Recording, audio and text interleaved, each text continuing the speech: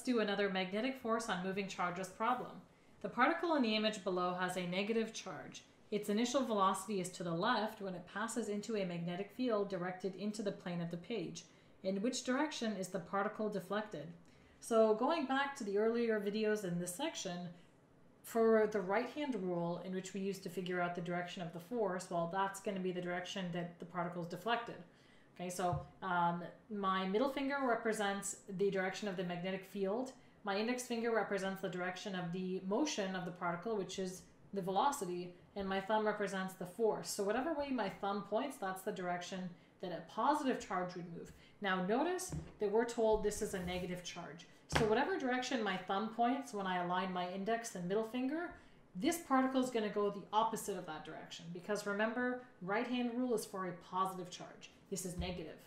Okay, so we've got magnetic field into the page. Now remember, the x's mean into the page. It represents the back end of an arrow. So imagine the arrow going into the page. So my middle finger is going into the page.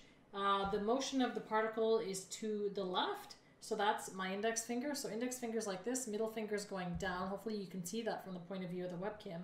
And if my thumb is then perpendicular to those two, well, my thumb is pointing down, right? It's deflected down. So that means a positive particle would be deflected down. But because it's a negative particle, it'll be deflected in the opposite direction. It'll be deflected up.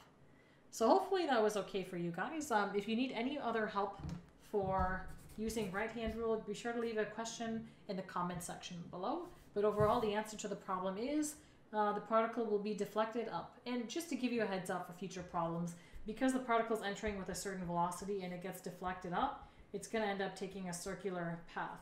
And as you might anticipate, future problems are going to involve centripetal force, magnetic force. So I'll be honest, these past couple problems have been pretty straightforward, pretty simple. But they will grow as the other problems have as we go on. And I'll be sure to post videos of those problems as we go along. Alright guys, enjoy the rest of your day, and I will catch you guys in video 177.